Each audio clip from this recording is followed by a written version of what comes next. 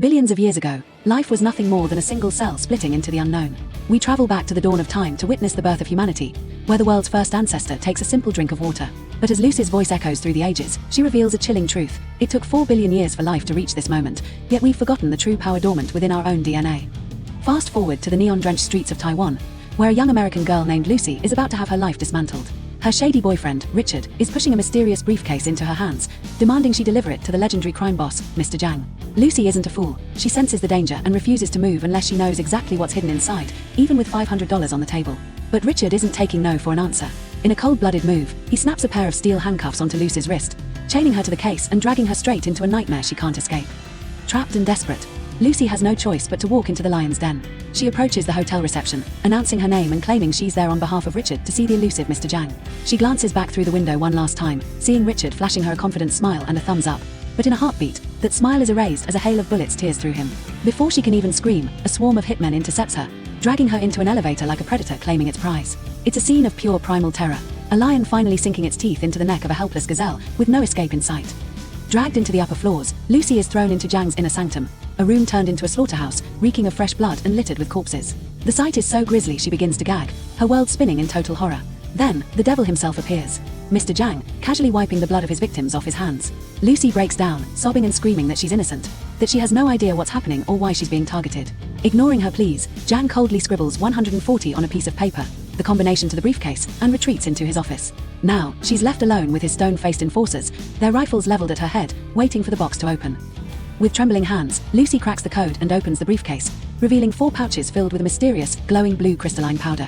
To test the product, Jang drags in a trembling junkie and forces him to inhale the substance. The reaction is instantaneous and terrifying.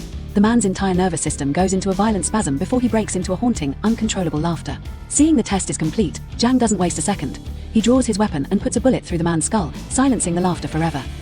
Jang makes her an offer she isn't allowed to refuse, but the moment Lucy tries to fight back, they switch to brute force, beating her into unconsciousness. She wakes up trapped in a grim hotel room, her body screaming in pain and her abdomen wrapped in thick, bloody bandages. Jang's thugs storm in, tossing clothes at her like she's nothing more than cargo. Along with 3 other terrified captives, she's hauled back to Jang to face the next stage of his twisted plan. A cold-blooded handler named Lime leans in and drops a bombshell. Lucy and 3 other human mules have been surgically implanted with a lethal new synthetic drug called CPH4. This isn't just a high. It's a market-shattering substance they intend to flood across the globe. Locked away in a grimy cell and chained like an animal, things go from bad to nightmare. A sadistic thug begins to torment her, unleashing a barrage of brutal kicks directly into her surgical wound.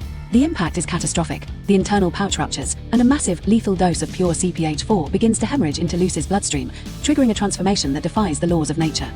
Inside the cell, Lucy is losing control. Her body is defying gravity, slamming against the ceiling and crashing back to the floor as the drug rewires her DNA.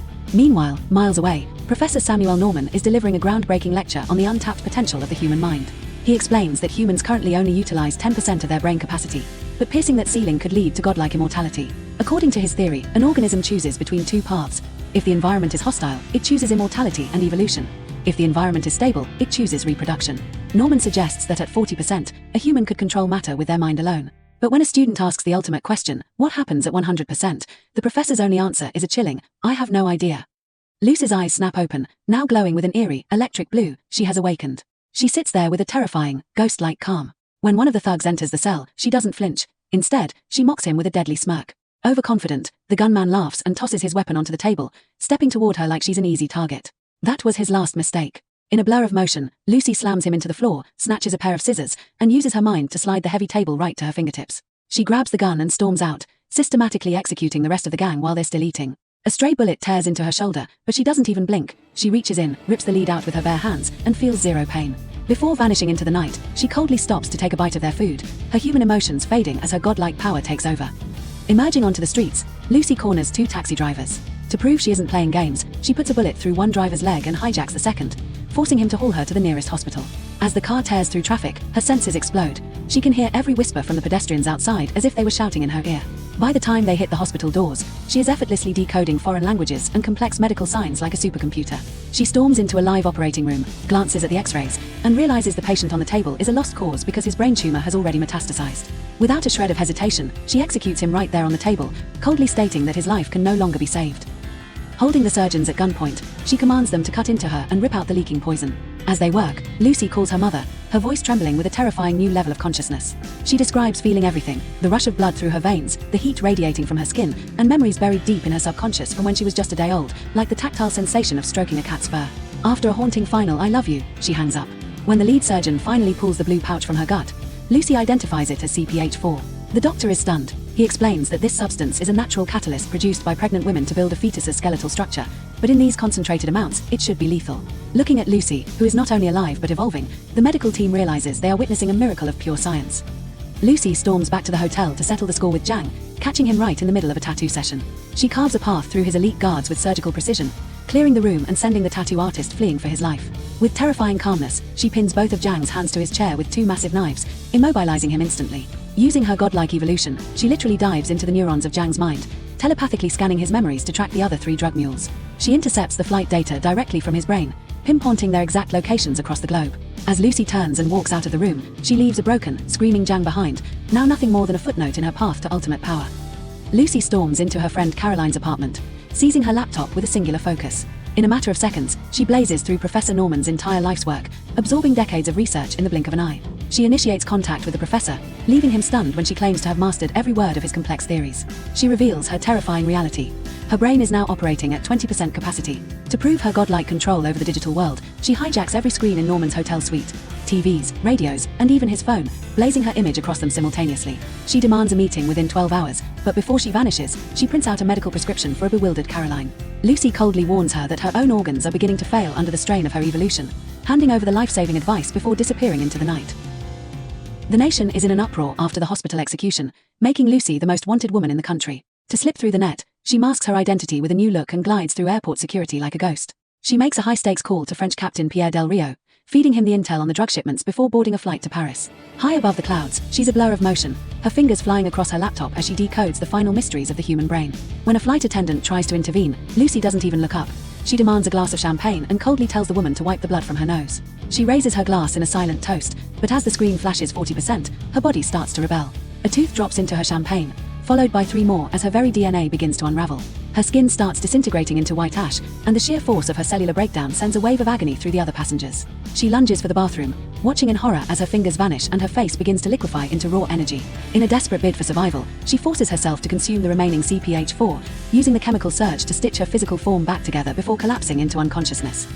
Lucy snaps back to consciousness in a high-security hospital wing, with Captain Del Rio and a small army of officers guarding the door. The police have already intercepted the other mules, but the real show is about to begin. As Lucy dresses and strides out of her room, she's met with a wall of loaded weapons. With a single, effortless wave of her hand, she surges her neural power through the hallway, instantly knocking every officer into a deep sleep, leaving only a stunned Del Rio standing. She commandeers Del Rio's police cruiser, tearing through the streets of Paris like a professional racer despite never having driven a car in her life. But the nightmare isn't over. Jang's top enforcer has touched down with a heavy artillery strike team, hunting for the remaining CPH4. They track down the other mules, executing them in cold blood and carving the drugs out of their bodies to reclaim their lethal prize. By the time Lucy and Del Rio intercept Jang's syndicate, her brain is firing at a staggering 60% capacity. She has become a force of nature. With a mere thought, she warps the very fabric of the hallway, freezing the hitmen in their tracks and rendering them helpless as she calmly retrieves the final briefcase of CPH4. As she turns to leave, she commands Del Rio to follow her. When the captain hesitates, claiming he's probably useless to someone with her godlike abilities, Lucy walks straight back to him and pulls him into an unexpected, searing kiss, a final human spark before she ascends beyond the physical world. Lucy and Del Rio breach the university walls to meet Professor Norman and his elite team of scientists. Standing before them, she reveals the terrifying truth. Her cognitive abilities have surpassed every known limit of human evolution. But the clock is ticking.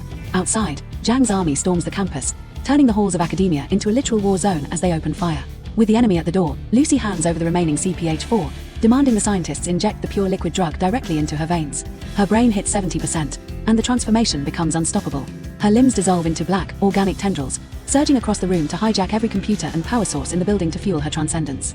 As her neural capacity skyrockets, she bends reality itself, erasing the physical world and manifesting a pristine, white void.